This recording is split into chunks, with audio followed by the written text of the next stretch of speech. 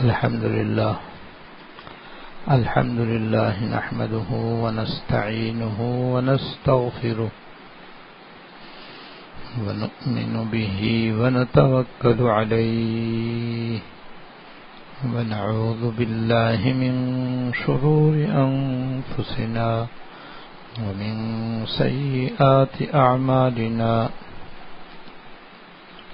من يهده الله فلا مضل له ومن يضلله فلا هادي له وأشهد أن لا إله إلا الله وحده لا شريك له وأشهد أن سيدنا ونبينا ومولانا محمدا عبده ورسوله صلى الله تعالى عليه وعلى آله وأصحابه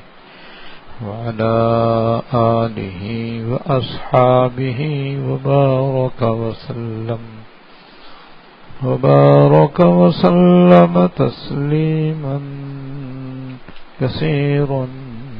كثيرا أما بعد فأعوذ بالله من الشيطان الرجيم بسم الله الرحمن الرحيم إن تجتنبوا كبائر ما تنهون عنه نكفر عنكم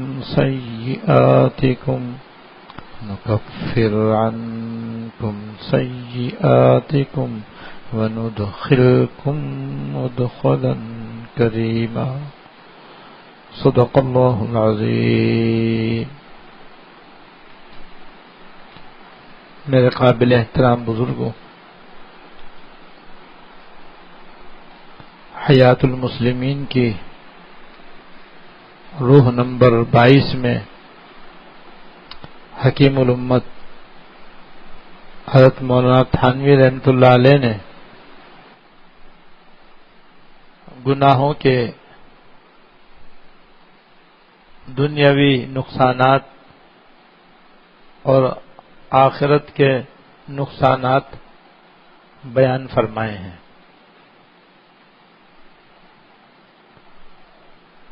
اور گناہوں کے عام نقصانات بھی بیان فرمائے ہیں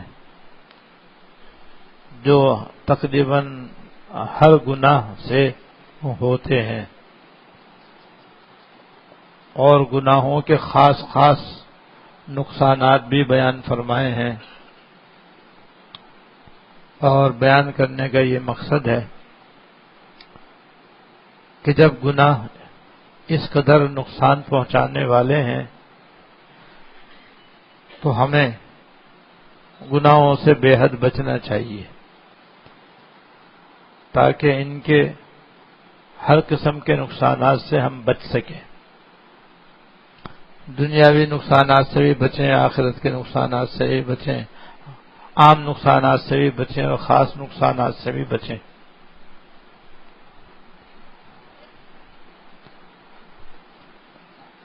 اس سلسلے میں حدیث نمبر 6 کا عنوان ہے 5 چیزوں سے اللہ تعالی کی پناہ.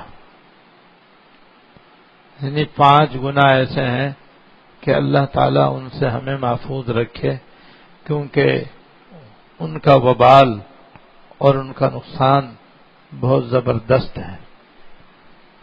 جہاں کہیں بھی ان 5 گناہوں میں سے کوئی گناہ پایا جائے گا تو ان کا جو نقصان ہے، ان کی جو سزا ہے، ان کا جو وبال ہے وہ وہاں آ کر رہے گا. اللہ بچائے. پہلے میں وہ حدیث شریف پڑھتا ہوں، پھر اس کی انشاءاللہ تشریح کروں گا. حضرت عبداللہ ابن عمر رضی اللہ تعالی عنہ سے روایت ہے کہ ہم 10 آدمی رسول اللہ صلی اللہ علیہ وسلم کی خدمت میں حاضر تھے. آپ صلی اللہ علیہ وسلم ہماری طرف متوجہ ہوئے اور ہماری طرف متوجہ ہو کر فرمانے لگے، 5 چیزیں ایسی ہیں کہ جن سے میں اللہ تعالیٰ کی پناہ چاہتا ہوں کہ تم لوگ ان کو پاؤ، یعنی تم لوگ خدا نخواستہ ان کے اندر مبتلا ہو جاؤ۔ نمبر 1، جب کسی قوم میں علل اعلان بے حیائی کے کام ہونے لگیں گے، وہ قوم طاعون میں مبتلا ہوگی اور ایسی ایسی بیماریوں میں گرفتار ہوگی جو ان کے بڑوں کے وقت میں کبھی نہیں ہوئی۔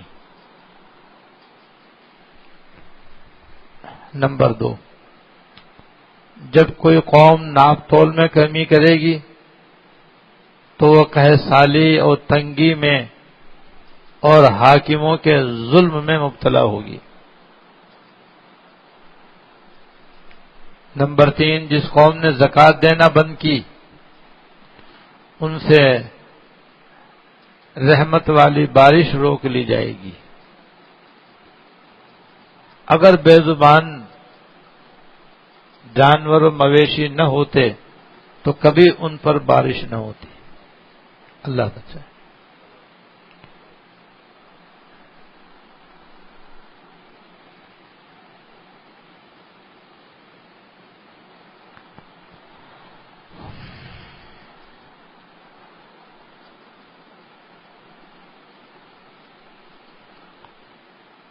نمبر 4، جو قوم عہد شکنی میں مبتلا ہوگی ان پر اللہ تعالی غیر قوم سے دشمن مسلط کر دیں گے جو زبردستی ان کے مال پر قبضہ کر لیں گے۔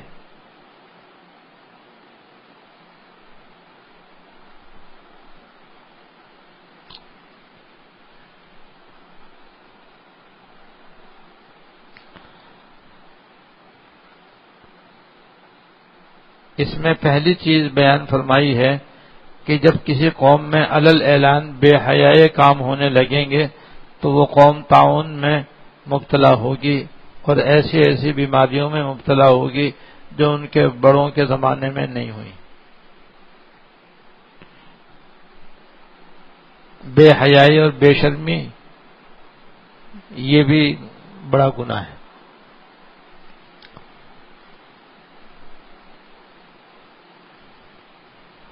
اللہ جل شانہ نے ہر انسان کے دل میں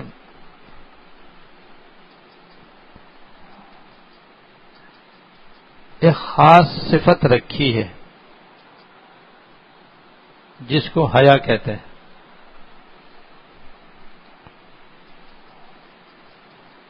جس کو اردو میں شرم بھی کہتے ہیں، حیا اور شرم، یہ ہر انسان میں اللہ پاک نے فطری طور پر رکھی ہے اور یہ حیا انسان کو ہر بری بات سے روکتی ہے۔ جتنی باتیں بے حیائی کی ہیں، بے شرمی کی ہیں اور جتنے بھی اس لائن کے گناہ ہیں، حیا ان سے روکتی ہے۔ اس کے علاوہ بھی دیگر قسم کے گناہوں سے حیا انسان کو منع کرتی ہے اور باز رکھتی ہے۔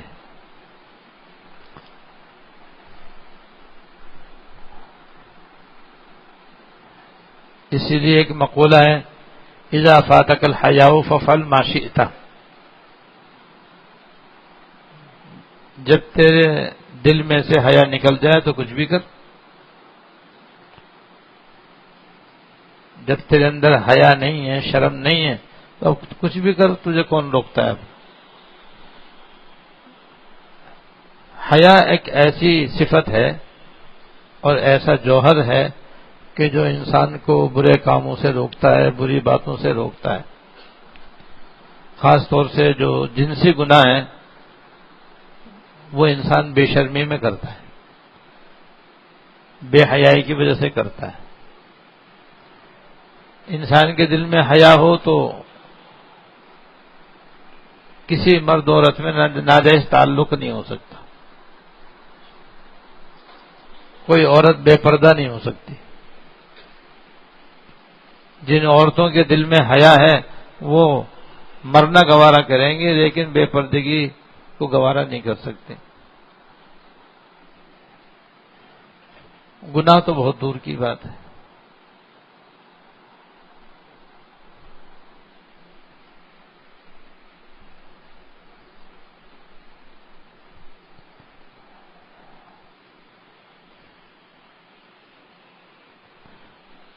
جو پاک دامن عورتیں ہیں، شریف عورتیں ہیں، وہ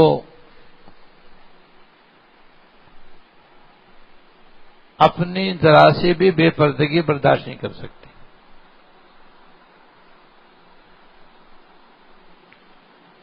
مرنا گوارا کر لیں گے لیکن بے پردہ ہونا گوارا نہیں کر سکتی۔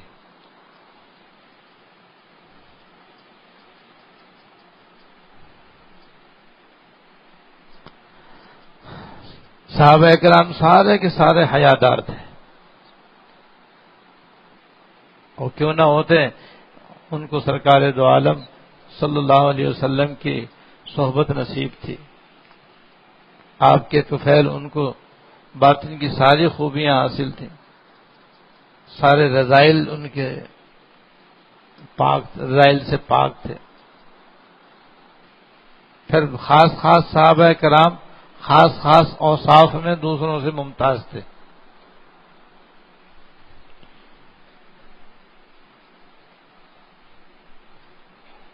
تو ان میں حضرت عثمان غنی رضی اللہ تعالیٰ عنہ کے بارے میں یہ ہے کہ احیاہم عثمان رضی اللہ تعالیٰ عنہ، صحابہ کرام میں سب سے زیادہ حیادار حضرت عثمان رضی اللہ تعالیٰ عنہ تھے۔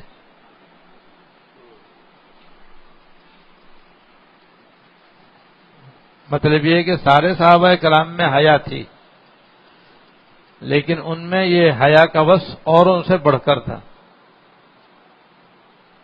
تو آپ نے فرمایا کہ سب سے زیادہ حیادار اور سب سے زیادہ شرم رکھنے والے عثمان ہیں۔ چنانچہ حدیث شریف میں ایک واقعہ آتا ہے کہ ایک مرتبہ حضور اپنے گھر میں جلوہ افروز تھے، اور جیسے آدمی اپنے گھر میں بے تکلف رہتا ہے اس طرح آپ اپنے بے تکلف تھے، اور غالباً آپ کی پنڈلی مبارک کھلی ہوئی تھی۔ اتنے میں حضرت صدیق اکبر رضی اللہ تعالیٰ عنہ تشریف لائے اور آپ سے اندر آنے کی اجازت مانگی۔ آپ نے اجازت دے دی، آپ اندر آ گئے اور آپ کی پنڈلی مبارک کھلی رہی۔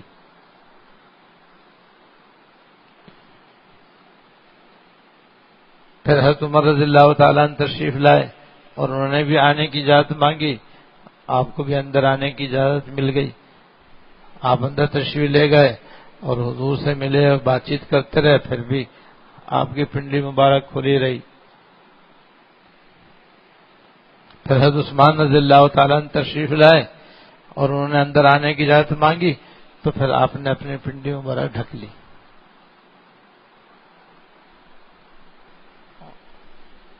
پھر وہ آئے اور آ کر کے آپ کی خدمت میں بیٹھ گئے۔ جب وہ چلے گئے تو حضرت عائشہ رضی اللہ تعالیٰ عنہا نے آپ سے دریافت کیا کہ حضور کیا وجہ ہے کہ حضرت ابو بکر صدیق رضی اللہ تعالیٰ عنہ تشریف لائے تو آپ نے حالت پر بدستور برقرار رہے، حضرت عمر رضی اللہ تعالیٰ عنہ آئے تب بھی آپ اسی طرح رہے، لیکن جب حضرت عثمان رضی اللہ تعالیٰ عنہ آئے تو آپ نے اپنی پنڈلی مبارک کو ڈھک لیا۔ آپ نے فرمایا کہ میں عثمان سے کیوں نہ حیا کروں جن سے فرشتے حیا کرتے ہیں۔ اللہ اللہ۔ اور یہ کہ اگر میں ایسا نہ کرتا تو حیا کی وجہ سے وہ جس مقصد کے لیے آئے تھے وہ بیچارے اپنے اس کام کو بتاتے بھی نہیں۔ ان میں تو اتنی حیا ہے کہ اگر وہ اس حالت میں رہتا تو وہ اپنی بات، دل کی بات بھی مجھ سے نہ پوچھ سکتے۔ تو تو جب وہ اتنے حیادار ہیں تو میں نے کیوں نہ ان کا خیال کروں.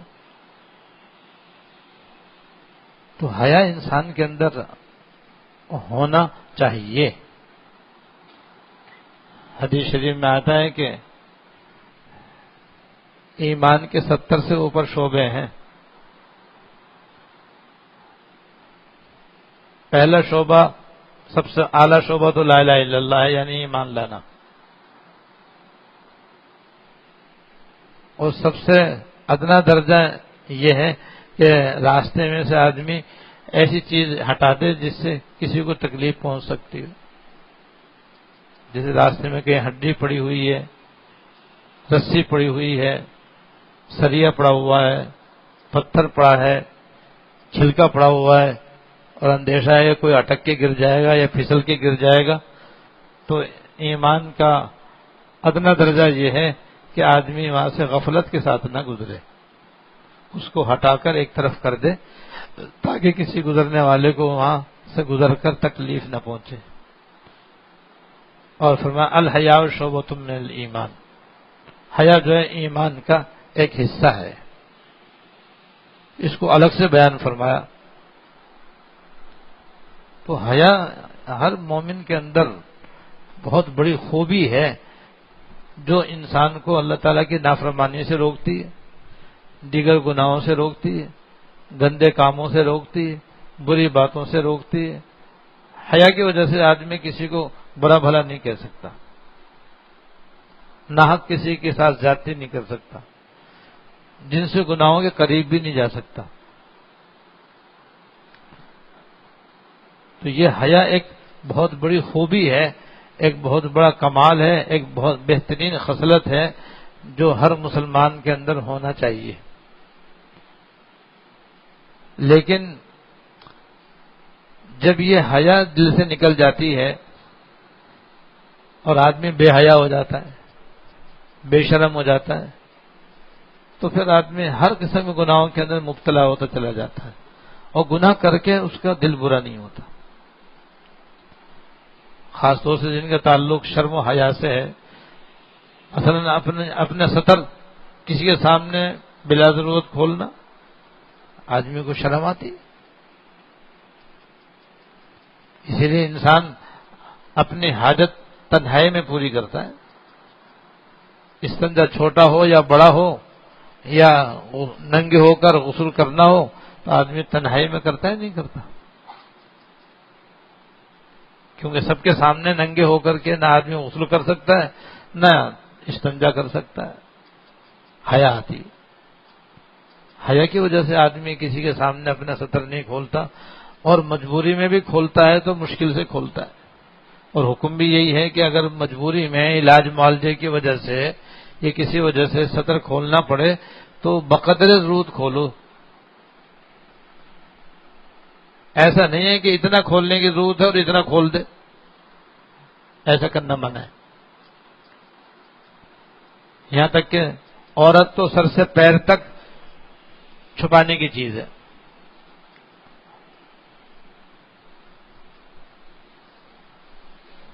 عورت جو ہے سر سے پیر تک چھپانے کی چیز ہے. المرأۃ عورۃ، عورت چھپانے کی چیز ہے. یعنی عورت کے اندر اللہ پاک نے اس قدر حیا رکھی ہے کہ اس کا بے پردہ کسی نامحرم مرد کے سامنے آنا خلاف حیا ہے اور بلا عذر ناجائز ہے. عذر میں وہ بقدر ضرورت اپنا حصہ کھول سکتی ہے. مثلا نامحرم مردوں کے سامنے سے گزر کر جانا ہے تو یہ نہیں کہ بے پردہ سامنے آ جائے اور گھر سے نکل جائے. سر سے پیر تک اپنے آپ کو برقعے میں یا بڑی چادر میں اس طرح چھپا لے کہ وہ سر سے پیر تک اس کے اندر مستور ہو جائے. اور اب اس کو راستہ بھی دیکھنا ہے تو اس کے لیے ایک آنکھ کھولنے کی اجازت ہے، اور دونوں آنکھیں کھولیں تو اس کے لیے یہ کہ آنکھوں کے سامنے جالی والا کپڑا لٹکا لے تاکہ جالی میں سے راستہ بھی نظر آ جائے اور چہرہ اور آنکھیں بھی چھپ جائیں. لیکن یہ عورت کا بے پردہ گھر سے باہر نکلنا یہ بے حیائی ہے. اور گھر کے اندر بھی جو نامحرم مرد ہیں ان سے بھی تو پردہ ہے، جیسے دیور ہے، جیٹھ ہے، ماموزاد بھائی ہے، تایازاد بھائی ہے، خالزاد بھائی ہے، پھوپھی زاد بھائی ہے، چچازاد بھائی ہے، رشتے کے دوسرے بھائی ہیں، یہ سب نامحرم ہے۔ تو گھر کی عورتوں کو ان سے پردے کا حکم ہے۔ اب جس کے اندر حیا ہوگی تو وہ تو ان سے پردہ کرے گی، ان کے سامنے نہیں آئے گی، اور جس میں حیا نہیں ہوگی وہ بے پردہ سامنے آ جائے گی۔ حیا نہیں ہوگی تو گھر سے باہر بھی وہ بے پردہ نکلے گی۔ کتنی مسلمان عورتیں ایسی ہیں جو کہ بے پردہ گھر سے باہر گھوم رہی ہیں، نہیں گھوم رہی؟ کافر عورتوں میں تو حیا ہے ہی نہیں، لہذا بیشتر کافروں کی عورتیں تو بے پردہ ہی رہتی ہیں، ان کے یہاں تو پردہ ہے ہی نہیں سرے سے۔ اور اس سے بڑھ کر بے حیائی بے شرمی عورتوں میں یہ ہے کہ وہ کپڑے ایسے پہنتی ہیں جس کی وجہ سے ان کا جسم کا کچھ حصہ ویسے ہی کھل جاتا ہے اور نظر آتا ہے، یعنی وہاں کپڑا نہیں ہوتا بالکل بھی، جیسے سر کھلا ہوا ہے، گردن کھلی ہوئی ہے، گریبان کھلا ہوا ہے، کونیاں، کلائیاں اور بازو آدھے آدھے کھلے ہوئے ہیں، پنڈلیاں کھلی ہوئی ہیں، پیر کھلے ہوئے ہیں، وہاں کپڑا ہی نہیں۔ اور بعض عورتوں کا لباس اتنا چست ہوتا ہے کہ وہ جسم کے سارے جو اعضاء چھپانے کے ہیں وہ سارے اس کے اندر چست ہونے کی وجہ سے صاف محسوس نظر آتے ہیں۔ پیٹ ہے، پیٹھ ہے، سینہ ہے، یہ سب نمایاں، یہ بھی بے پردگی کے حکم میں، اور یہ بھی سراسر بے حیائی اور بے شرمی۔ اور ایسی عورتوں کو حضور نے جہنمی بتلایا کہ ایسی عورتیں جہنم میں جائیں گی۔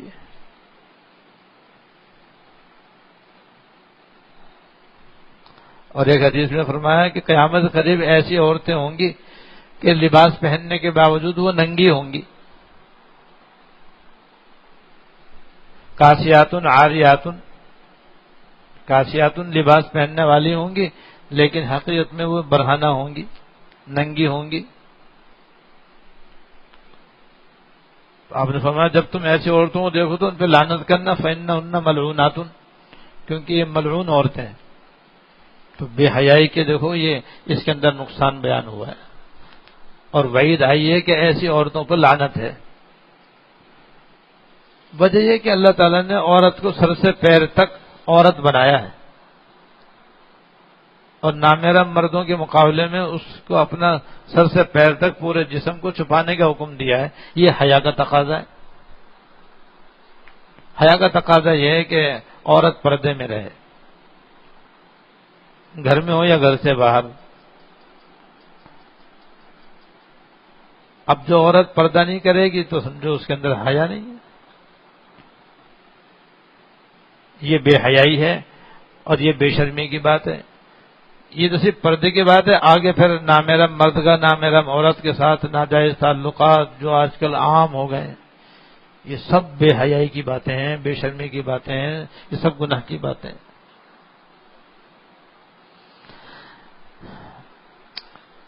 اس حدیث میں اس گناہ کا یہ وبال بتلایا ہے کہ جس قوم میں بے حیائی علل اعلان ہوگی تو وہ قوم طاعون کے اندر مبتلا ہوگی، اور ایسی ایسی بیماریوں میں مبتلا ہوگی جو ان کے بڑوں کے زمانے میں نہیں ہوئی۔ بے حیائی کی کرنے کی وجہ سے دنیا میں طاعون بھی آ چکا، اور خطرناک بیماریاں ہم اپنے زمانے میں دیکھ ہی رہے ہیں۔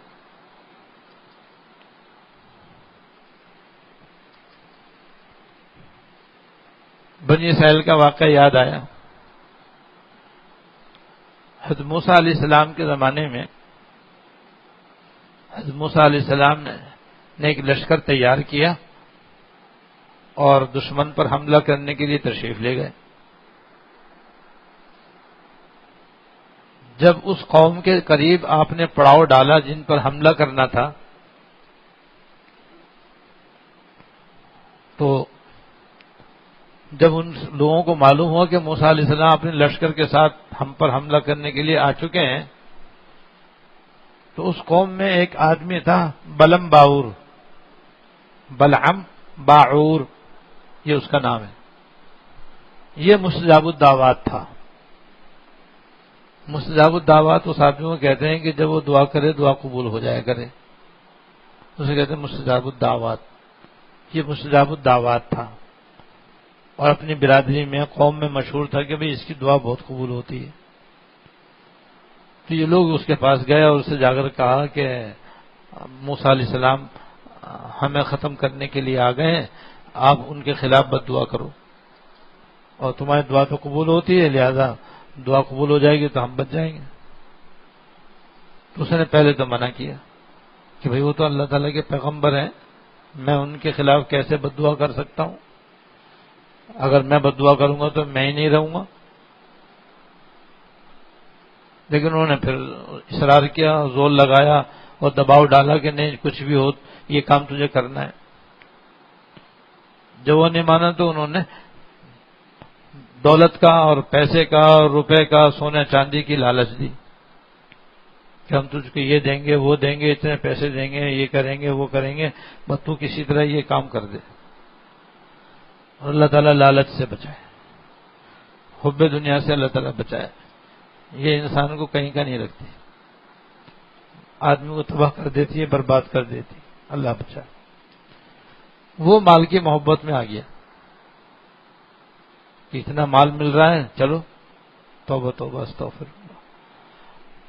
اب وہ بد دعا کرنے کے لیے تیار ہو گیا اور اپنے گدھے پر بیٹھ کر کے پہاڑ کے دامن میں جانے لگا جس کے پیچھے موسیٰ علیہ السلام اپنے لشکر کے ساتھ ٹھہرے ہوئے تھے، تاکہ اس پہاڑ پہ جا کر کے وہ دعا کرے. جب وہ پہاڑ کی طرف جانے لگا تو اللہ تعالیٰ نے گدھے کو بھی بولنے کی طاقت دے دی اور وہ آدمی کی طرح بولنے لگا. کمبخت کی طرف جا رہا ہے، کیا کرنے جا رہا ہے؟ تو مرے گا، مجھے بھی مارے گا کیا؟ تو وہ حیران رہ گیا کہ گدھا ہی بول رہا ہے. لیکن لالچ اتنی بری چیز ہے، مال کی محبت اتنی بری چیز ہے کہ اس نے اس کو اندھا کر دیا. اور گدھا جو اس کو نصیحت کر رہا ہے کہ یہ کام مت کر ورنہ تو بھی مرے گا میں بھی مروں گا، بد دعا مت کر ورنہ تیرا بیڑا غرق ہو جائے گا، تیری دنیا اور آخرت تباہ ہو جائے گی. لیکن وہی بات ہے، مال کی محبت میں انسان اندھا ہو جاتا ہے. تو وہ اندھا ہی ہو گیا تھا، اللہ بچائے. تو وہ گدھے سے اتر گیا اور گدھے کو چھوڑ دیا اس نے اور ویسے ہی پیدل جانے لگا. جب وہاں بد دعا کرنے لگا تو بجائے بد دعا کے اس کے منہ سے اپنے قوم کے حق میں بد دعا نکلنے لگی. موسیٰ علیہ السلام، حضرت موسیٰ علیہ السلام اور ان کے قوم کے خلاف بد دعا کرنے لگا، زبان سے اپنی قوم کے خلاف بد دعا نکلنے لگی. تو اسے قوم کمبخت یہ کیا کر رہا ہے، مردود یہ کیا کر رہا ہے، ہمیں مارے گا کیا؟ میں کیا کروں، میں جو تم بد دعا کر رہا ہوں موسیٰ علیہ السلام کے اور ان کے قوم کے حق میں، نکل رہی ہے تمہارے حق میں. آخر خدا تعالیٰ قہر اتر گیا اس کے اوپر اور اس کی زبان کتے کی طرح آگے لٹک گئی اور وہ مرتد ہو گیا، کافر ہو گیا. موسیٰ علیہ السلام کے خلاف بد دعا کرنے والا کیسے بچ سکتا ہے؟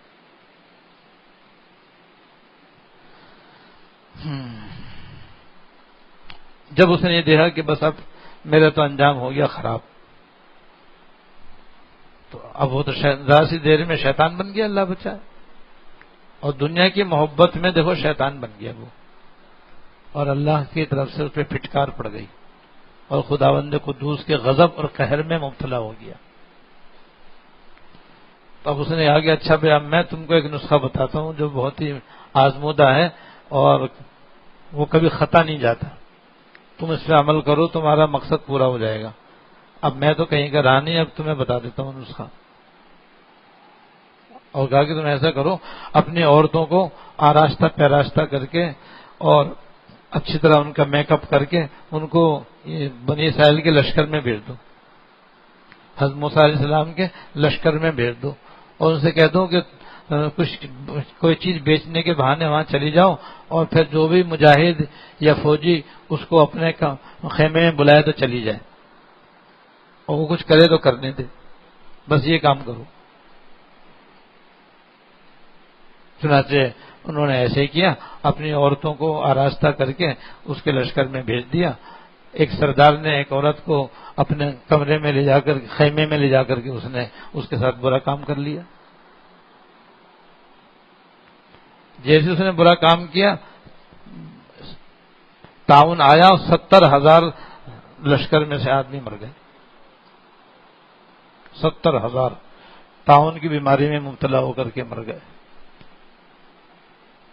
جب پتہ چلا کہ یہ فلاں سردار نے یہ گناہ کیا ہے، تو پھر حضرت ہارون علیہ السلام ساتھ تھے ان کا غالباً پوتے یا ان کے بھتیجے تھے، پھر انہوں نے ان کو بھیجا، اس نے آ کر کے اس عورت کو بھی قتل کیا، اس سردار کو بھی قتل کیا، تب جا کر کے پھر یہ طاعون وہاں سے ختم ہوا۔ بے حیائی کرنے کی وجہ سے کتنا بڑا نقصان ہوا، اور لشکر میں سے 70,000 بنی اسرائیل اس گناہ میں کی وجہ سے طاعون میں مبتلا ہو گئے۔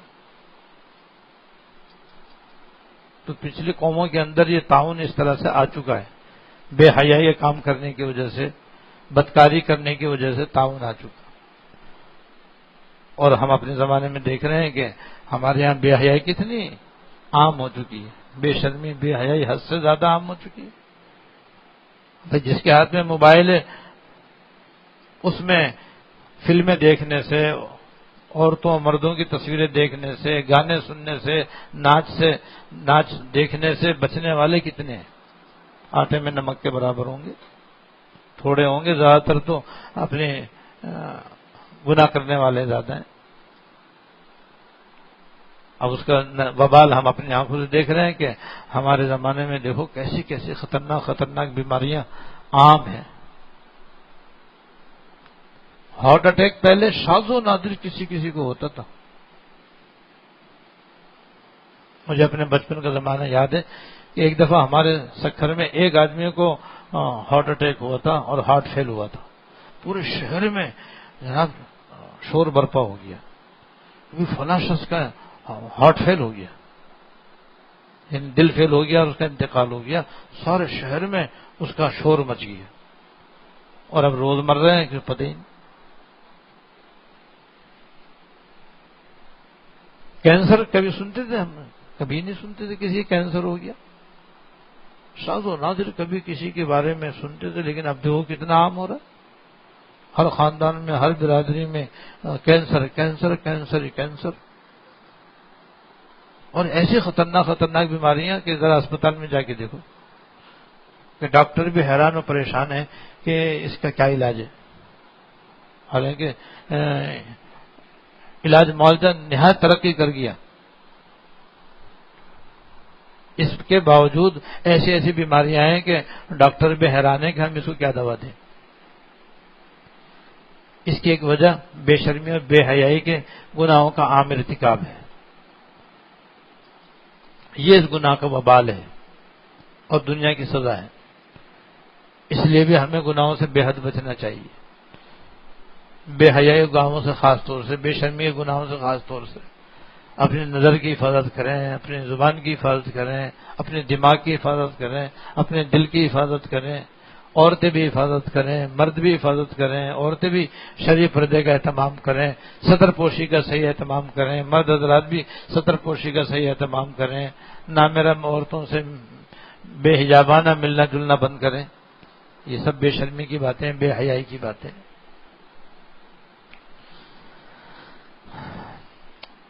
اور دوسری چیز فرمائی، جب کوئی قوم ناپ تول میں کمی کرے گی تو وہ قحط سالی اور تنگی میں مبتلا ہوگی۔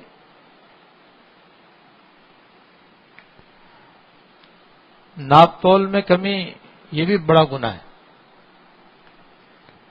اور اس گناہ میں حضرت شعیب علیہ السلام قوم زیادہ مشہور و معروف ہے۔ حضرت شعیب علیہ السلام کی جو قوم تھی وہ ناپ تول میں کمی کرتی تھی، تجارت کرتی تھی اور تجارت میں کم تولتی تھی، کم ناپتی تھی، اور بھی ان کے بہت سارے گناہ تھے، لیکن یہ گناہ خاص طور سے ان کے اندر پایا جاتا تھا۔ حضرت شعیب علیہ السلام نے ان کو اس گناہ سے منع کیا، دیگر گناہوں سے منع کیا، ایمان لانے کی بھی دعوت دی، کفر و شرک سے بچنے کے لیے بھی فرمایا، لیکن وہ باز نہ آئی، سوائے چند آدمیوں کے وہ باز نہ آئی۔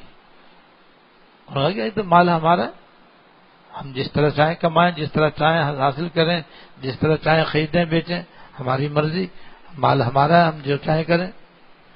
یہ ان کی غلطی تھی، مال جو ہے وہ ہمارا نہیں ہے، اللہ تعالیٰ کا ہے، ہم بھی اللہ تعالیٰ کے ہیں، ہمارا مال بھی اللہ تعالیٰ کا ہے۔ تو جیسے اپنی جان کو ہم غلط استعمال نہیں کر سکتے، اپنے مال کو بھی غلط طریقے سے حاصل نہیں کر سکتے۔ اور پورا تولنا، پورا ناپنا اللہ تعالیٰ کا حکم ہے۔ جب اللہ تعالیٰ کا حکم ہے تو بس ناپ تول میں کمی ناجائز ہے اور گناہ ہے۔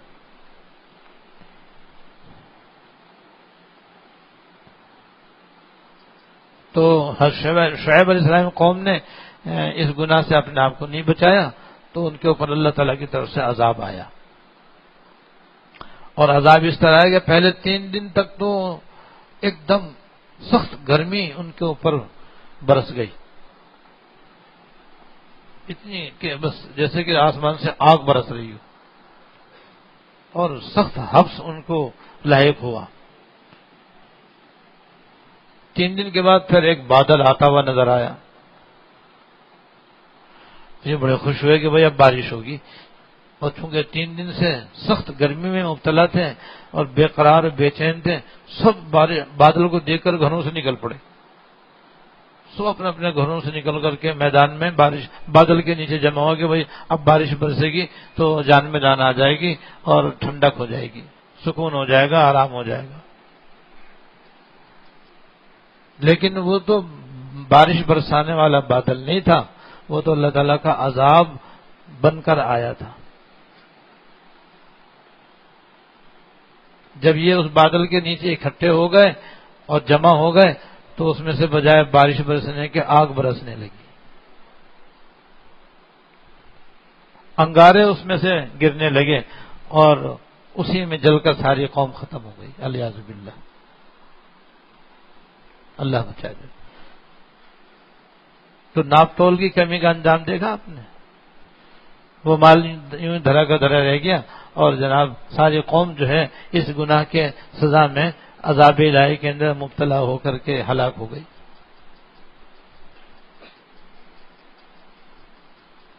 تو حضرت حضور نے یہاں فرمایا کہ جو قوم ناپ تول میں کمی کرے گی قہر سالی میں مبتلا ہوگی۔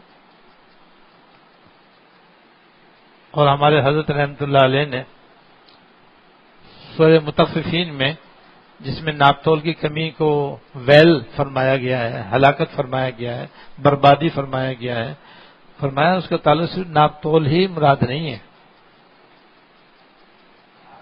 بلکہ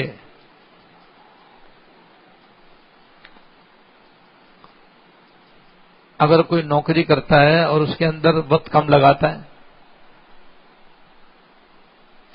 اور تنخواہ پوری لیتا ہے، وہ بھی اس میں داخل ہے، یا وقت پورا لگاتا ہے لیکن کام پورا نہیں کرتا، وہ بھی اس میں داخل ہے۔ لہذا صرف ناپ تول ہی میں نہیں بلکہ یہاں تک کہ امانت میں خیانت بھی اس میں داخل ہے، ہر گناہ بھی اس میں داخل ہے۔ اس لیے ہر مسلمان مرد اور عورت ہے کہ اپنے پوری ذمہ داری امانت دیانت کے ساتھ ٹھیک ٹھیک پوری کرے۔ مثلا استاد ہے، وہ بچوں کو پڑھاتا ہے تو صحیح توجہ کے ساتھ نہیں پڑھاتا، جیسے بچے پہ توجہ دینی چاہیے، جس قدر اس کے ساتھ محنت کرنی چاہیے اس طرح محنت نہیں کرتا، پیسے پورے لے رہا ہے یا وقت پورا نہیں دے رہا، یہ بھی اسی میں داخل ہے۔ تو کمی بیشی کہیں بھی کرنا درست نہیں ہے۔ جہاں جس فرض و واجب کا ادا کرنا ضروری ہے، ٹھیک ٹھیک اس کو ادا کرنے کا اہتمام کرے، کمی بیشی گناہ ہے اور اسی میں داخل ہے۔ تو ناپ تول میں کمی کا وبال یہ ہے کہ اس سے قحط سالی آئے گی، تنگی آئے گی، جس کی ایک صورت مہنگائی بھی ہے۔ مہنگائی ہمارے زمانے میں دیکھ لو کس قدر مہنگائی ہو رہی، وجہ اس کی یہ ہے کہ ناپ تول میں ہمارے یہاں بھی اب یہ گناہ عام ہو چکا ہے، ناپ تول میں بہت کمی ہمارے یہاں پائی جاتی ہے۔ لیکن بھائی یہ تھوڑی سی چیز بچا کر پیسے پورے لینا، یہ وقتی طور پر تو آدمی کو اچھا لگتا ہے کہ میرے پاس پیسے زیادہ آ گئے، لیکن اس کا وبال بہت سخت ہے، نقصان بہت زبردست ہے اس کا۔ چنانچہ دو وبال جو حضور نے بتلائے ہیں وہ دونوں ہم اپنی آنکھوں سے دیکھ رہے ہیں۔ ایک تو قحط سالی، یہ عام ہے ہمارے قحط سالی، دیکھو بارشیں بہت کم، پانی کی قلت، پیداوار کی کمی، اور اس کے ساتھ ساتھ مہنگائی آسمان سے فتح کر رہی ہے، روز بروز مہنگائی ہو رہی ہے، روز بروز مہنگائی ہو رہی ہے، کتنے بے شمار ٹیکس لگتے چلے جا رہے ہیں، 50 ٹیکس تو لگ چکے، 50 سے بھی اوپر ہو گئے اب ٹیکس، اور مسلسل ٹیکس لگتے چلے جا رہے ہیں۔ یہ سب مہنگائی اور گرانی کے اسباب ہیں یہ، اور اس کی وجہ ہماری ناپ تول کی کمی ہے۔ دوسری طرف حاکموں کا ظلم و ستم، جو آتا ہے وہ ظلم و ستم ڈھاتا ہے، جو آتا ہے وہ ظلم و ستم ڈھاتا ہے، کہ کس قدر کیا کہتے ہیں لوگ حاکموں کے ظلم و ستم کی چکی میں پس رہے ہیں۔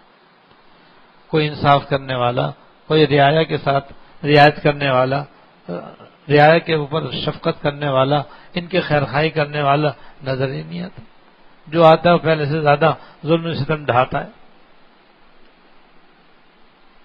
تو یہ جو وبال ہم پر آیا ہوا ہے، اس کی ایک وجہ یہ بھی کہ ہماری قوم جو ہے وہ ناپ تول کے گناہ میں مبتلا ہے، اور ناپ تول کے گناہ میں جو قوم مبتلا ہوگی اس کا یہ انجام ہوگا، اللہ بچائے۔ اس کے بعد فرمایا جس قوم نے زکوٰۃ دینا بند کی ان سے رحمت کی بارش روک لی جائے گی۔ زکوٰۃ جو ہے وہ اللہ پاک کی طرف سے فرض ہے، ہر مسلمان عاقل بالغ صاحب نصاب پر زکوٰۃ فرض ہے، جو سال میں ایک مرتبہ فرض ہوتی ہے، اور جب فرض ہوتی ہے تو مال زکوٰۃ کا 40واں حصہ اس میں فرض ہوتا ہے، بس یعنی 1 مال والے کے لیے، 40واں حصہ زکوٰۃ میں اللہ تعالیٰ کے لیے۔ کتنا صاحب ہے؟ 40 روپے میں سے 1 روپیہ، 100 روپے میں سے 2.5 روپیہ، 1000 میں سے 250 روپے، 1 لاکھ میں صرف 2500، 2500 کم 1 لاکھ مال آدمی کے اپنے، تو اتنی سی زکوٰۃ اللہ پاک نے مقرر فرمائی ہے، وہ بھی ہر آدمی نہ دے تو اس سے رحمت کی بارش رک جاتی ہے، بارشیں نہیں ہوتی پھر وہ۔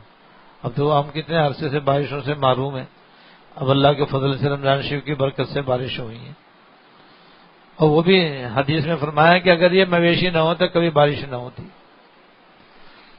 تو کوئی خوش نہ ہو کہ ہماری وجہ سے بارش ہوئی ہے، وہ ہمارے اندر جو بے شمار جانور ہیں، پرندے ہیں، جاندار ہیں، ان کے طفیل بارش ہوئی ہے کہ ان پر اللہ تعالیٰ کو رحم آیا تو اس کی برکت سے ہمیں پانی مل گیا، تھوڑی سی بارش ہو گئی، لیکن اب بھی جتنی بارشوں کی ضرورت ہے اتنی بارش تو نہیں ہوئی، اب بھی بورنگ ختم پہ ختم ہوئے جا رہے ہیں، کنویں خشک ہو چکے ہیں، ندی نالے سوکھے پڑے ہیں، پانی ہے نہیں، اور اگر ہے تو سیلاب آ رہا ہے،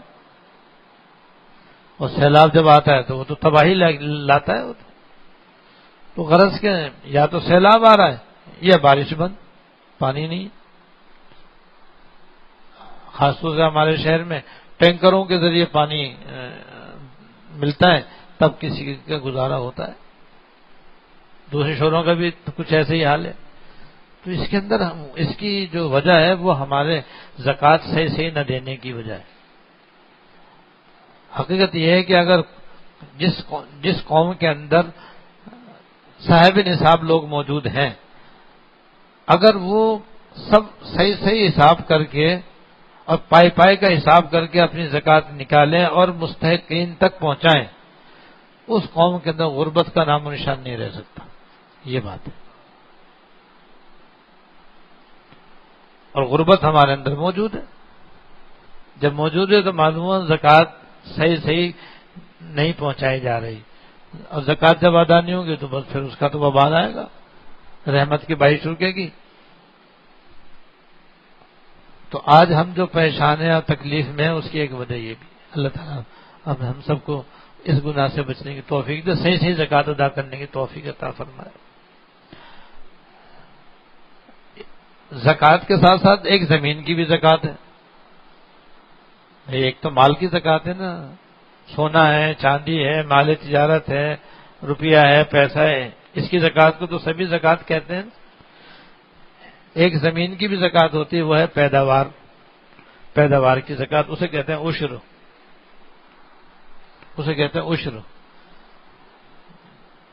دیہات میں اور شہروں سے ہٹ کر جو علاقے ہیں وہاں پر عام طور پر کھیتی باڑی ہوتی ہے. اس کھیتی باڑی میں بھی زکوٰۃ ہے، اسے زکوٰۃ الارض کہتے ہیں، اس کا دوسرا نام عشر ہے. یہ بھی فرض ہے، جیسے مال زکوٰۃ میں زکوٰۃ فرض ہے، زمین کے پیداوار میں عشر فرض ہے. اب جس زمین کے اندر پانی مفت میں ملتا ہے وہاں کوئی پیسے خرچ نہیں کرنے پڑتے، جیسے بارشوں کے ذریعے بھی بعض جگہ پیداوار ہوتی ہے، قدرتی ندی نالوں سے بھی زمین میں پانی آ جاتا ہے، کوئی پیسہ پائی خرچ نہیں کرنی پڑتی، تو وہاں تو پیداوار کا 10واں حصہ واجب ہوتا ہے. یعنی 10 من میں 1 من، 20 من میں 2 من، 10واں حصہ وہاں پر پیداوار کا عشر میں واجب ہوتا ہے. اور جہاں زمین کے پیداوار میں پانی خرچ کرنے میں خرچہ آتا ہے، مفت میں پانی نہیں ملتا، پیسے دینے پڑتے ہیں، وہاں پر پیداوار کا 20واں حصہ واجب ہوتا ہے. 20 من میں وہاں 1 من واجب ہوتا ہے. تو ہمارے گاؤں گوٹوں میں دیہاتوں میں کچھ تو ہیں مسلمان جو خوف خدا رکھنے والے ہیں، وہ تو عشر ادا کرتے ہیں، لیکن وہاں بھی کتنے مسلمان ایسے جن کو یہی نہیں معلوم کہ پیداوار میں بھی کوئی زکوٰۃ فرض ہے اور عشر ادا کرنا واجب ہے. اور اگر کسی کو معلوم بھی ہے تو کوئی دیتا، کوئی نہیں دیتا، کوئی پوری دیتا ہے، کوئی پورا عشر نہیں دیتا. کچھ عرصہ پہلے جب ایک زبردست سیلاب آیا تھا، اللہ بچائے، جس سے سندھ پنجاب سب میں تباہی پھیلی تھی، اس زمانے کا واقعہ ہے کہ جن لوگوں نے سنا انہوں نے اپنی آنکھوں سے دیکھا کہ ہم نے یہ دیکھا کہ پانی ایسا آ رہا تھا جیسے کوئی اس کو آرڈر کر رہا ہو کہ بھئی ادھر چل، ادھر مت چل، ادھر چل، ادھر مت چل. ایسا ہم نے پانی کو آتے ہوئے دیکھا. اور یہ بھی ہم نے اپنی آنکھوں سے دیکھا کہ ایک زمین اوپر تھی، پانی وہاں چڑھ گیا اور فصل کو بہا کے لے گیا. دوسری زمین نیچے تھی، وہاں پانی گیا نہیں، وہ فصل محفوظ رہ گئی. تو ہمیں بڑا تعجب ہوا، یہ پانی دیکھ بھالے کیوں چل رہا ہے؟ جی پانی تو نیچے جاتا ہے نا بھائی، اوپر تھوڑی جاتا ہے. تو ہم نے نیچے والے سے پوچھا، بھائی تمہاری فصل بچ گئی، کیا ہوا؟ کہ جی میں الحمدللہ پورا عشر ادا کرتا تھا، تو اللہ نے اس کی برکت سے میری فصل کو بچا لیا. اور اوپر والا جو تھا عشر نہیں دیتا تھا، سیلاب کے پانی نے اسی کو برباد کر دیا. تو زکوٰۃ کے اندر اللہ پاک نے جیسے برکت رکھی ہے، حفاظت بھی رکھی ہے. حدیث میں آتا ہے کہ زمین وہ خشکی اور تری میں کوئی مال ہلاک نہیں ہوا مگر زکوٰۃ نہ دینے کی وجہ سے. یعنی جہاں بھی کوئی مال زکوٰۃ ہلاک ہو، چوری ہو جائے، آگ لگ جائے، کسی جگہ کھو جائے، گم ہو جائے، سمجھو زکوٰۃ نہ دینے کی وجہ سے ہوا. یا وہ مال حلال نہیں ہوگا، مال حرام بھی اسی طریقے سے ضائع ہوتا ہے. اور اگر حلال ہے اور زکوٰۃ اس کی نہیں دی یا پوری نہیں دی تو وہ بھی اسی طریقے سے ہلاک ہوتا ہے. لیکن جس مال کی زکوٰۃ دی ہوتی ہے وہ ضائع نہیں ہوتا.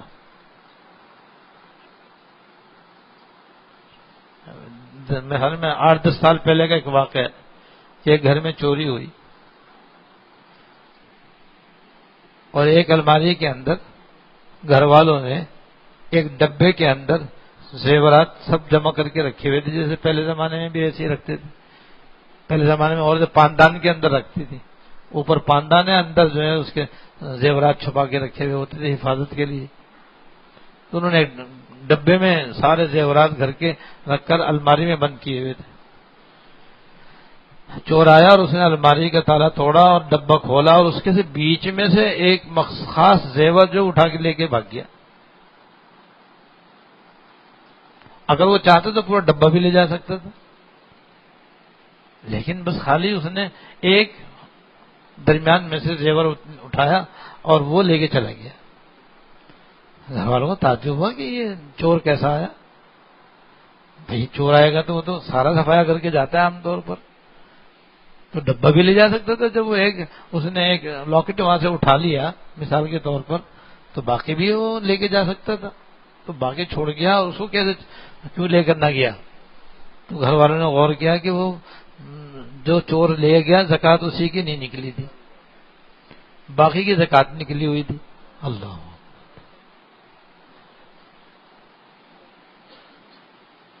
تو یہ اللہ تعالیٰ کے حکم کو بجا لانے میں رحمت ہی رحمت ہے، اور نافرمانی کرنے میں رحمت ہی رحمت ہے. اسی طرح فرمایا کہ جو قوم عہد شکنی میں مبتلا ہوگی اس پر اللہ تعالیٰ غیر قوم سے دشمن مسلط فرما دیں گے جو زبردستی ان کے مال پر قبضہ کر لیں گے. تو دشمن جو مسلط ہوتا ہے وہ اسی وجہ سے مسلط ہوتا ہے کہ عہد شکنی کی جاتی ہے.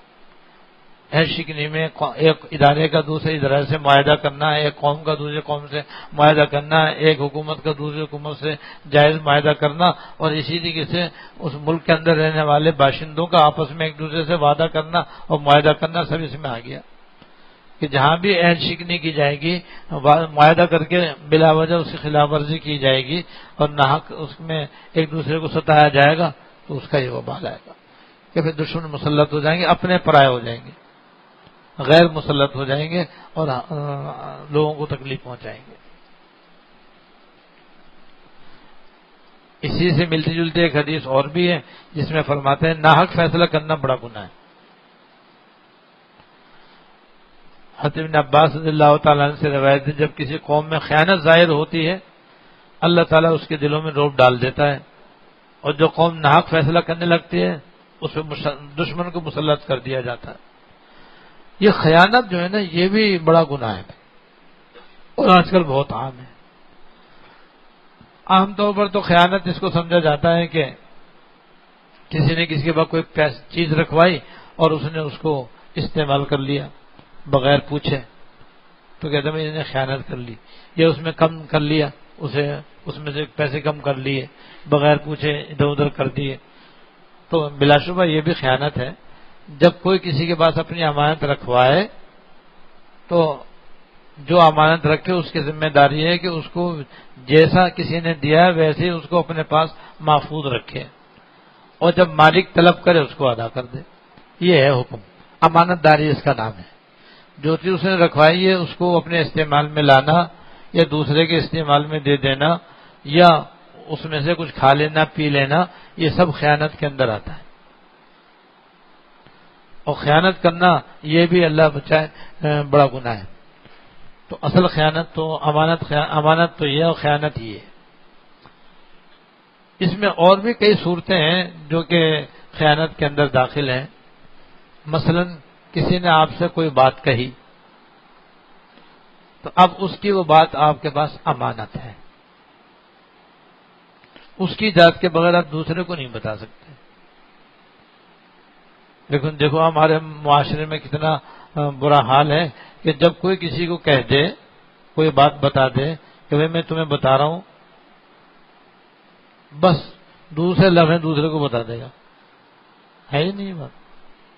خاص طور سے عورتوں کے اندر یہ بات ہے بہت زیادہ پائی جاتی ہے کہ ان کے تو پیٹ میں کوئی بات رہتی ہی نہیں ہے. کتنے کوئی ان سے جتا کر کہہ دے دیکھو بھائی میں تمہیں بتا رہا ہوں کسی کو بتانا نہیں، تو کہتے ہیں اس نے کہا تھا کسی کو بتانا مت، تمہیں بتا رہا ہوں. کہتے ہیں مجھے اس نے یہ بات کہی تھی کہ کسی کو بتانا نہیں، بس میں تمہیں بتا رہی ہوں. ارے بھائی جب اس نے منع کر دیا تو یہ تو بتانا سراسر خیانت ہے یہ. لیکن نہیں، بس ہو گیا، اس نے تو منع کیا تھا کہ بتانا مت، اس لیے میں کسی کو اور نہیں بتا رہی، تمہیں بتا رہی ہوں. لو یہ تو تمہیں بتانا بھی تو خیانت ہوگی. تو باتوں کو تو کوئی سمجھتے نہیں کہ یہ بھی امانت ہے. بعض مجلس ایسی ہوتی ہے کہ اس کے اندر جو باتیں ہوتی ہیں وہ امانت ہوتی ہیں. ایک خاص موضوع پر کسی خاص بات پر چند لوگ آپس میں بیٹھ کر کے باتیں کر رہے ہیں تو وہ سب ان کی امانت ہے. وہ ہر ایک کی یہ ذمہ داری کہ وہ بات دوسرے کو نہیں بتائے. لیکن اس کا بھی کوئی اہتمام نہیں ہے. وہ باتیں فوراً دوسرے سے کہنے کا عام رواج ہے. ہماری میٹنگ اس بات پہ ہوئی ہے. لہذا جب کسی طریقے سے معلوم ہو جائے کہ یہ راز کی بات ہے، چاہے دلالتاً معلوم ہو، چاہے اشارتاً معلوم ہو یا صراحتاً معلوم ہو جائے، تو بھئی وہ جیسے مال کی حفاظت ضروری ہے اس میں خیانت ناجائز ہے، باتوں کے اندر خیانت بھی گناہ ناجائز ہے. اسی طریقے سے کسی کی کوئی راز کی بات ہمیں معلوم ہے تو بھئی اس کو راز ہی رکھو، جب تک وہ اجازت نہ دے کسی کے سامنے بیان نہیں کرو، ورنہ یہ بھی خیانت کے اندر داخل ہے، گناہ ہے. اب جب خیانت و گناہ کا ایک وبال یہ ہے کہ اس سے آدمی کے دل میں روب آ جاتا ہے اور آدمی جو ہے مروب ہو جاتا ہے دوسرے سے. ایسی جو قوم ناحق فیصلہ کرنے لگتی ہے اس پہ بھی دشمن مسلط کر دیا جاتا ہے. اب چاہے دشمن اپنوں میں سے ہو یا باہر سے ہو. اب ہمارے ہاں شرع کے مطابق فیصلہ کرنے کا رواج کہاں ہے؟ فیصلے عام طور پر چودھری کرتے ہیں، وڈیرے کرتے ہیں، امیر کرتے ہیں، قوم کے بڑے کرتے ہیں جس کو جرگہ کہتے ہیں، اور عام طور پر یہ سب ناحق اور خلاف شرع فیصلے کرتے ہیں. اس کا نتیجہ یہ ہے کہ ہم پر دشمن مسلط ہے. ہم لوگ باوجود اپنے ملک میں رہنے کے دہشت گردوں سے پریشان ہیں. دہشت گردی عام ہے یا نہیں؟ کس قدر ہم لوگ پریشان ہیں، ہماری حکومت پریشان ہے، اور وہ چھاپے مار مار کے تھک گئی اور جناب کاروائیاں کر کر کے تھک گئی، لیکن دہشت گرد ہیں کہ وہ کسی طرح باز نہیں آ رہے. کون ہے معلوم؟ تو دشمن ہے جو اسلام کے دشمن ہیں، مسلمانوں کے دشمن ہیں، پاکستان کے دشمن ہیں، تباہی پھیلا رہے ہیں، بربادی پھیلا رہے ہیں. وجہ ہے کہ ہمارے فیصلے شرع کے مطابق نہیں ہو رہے. ہماری عدالتیں دیکھو کتنے غیر شرعی فیصلے کر رہی ہیں. ہمارے ذمہ دار لوگ کتنے فیصلے خلاف شرع کر رہے ہیں. تو جب فیصلے خلاف شرع کریں گے تو اس کا تو نقصان آنا ہی آنا، وبال آنا ہی آنا. وبال آیا ہوا ہے.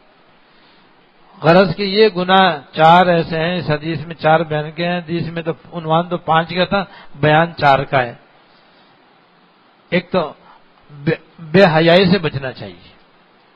بے حیائی کے جتنے کام ہیں ان سب سے بچنا چاہیے.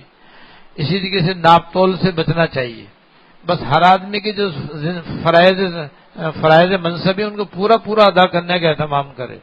کمی کوتاہی سے، قصدن کمی کوتاہی سے پرہیز کرے.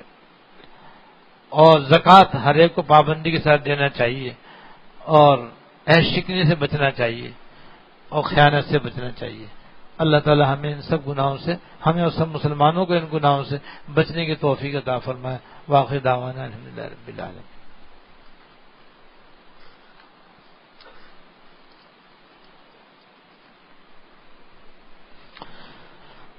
اللهم لك الحمد لا نحصي ثناء عليك أنت كما أثنيت على نفسك.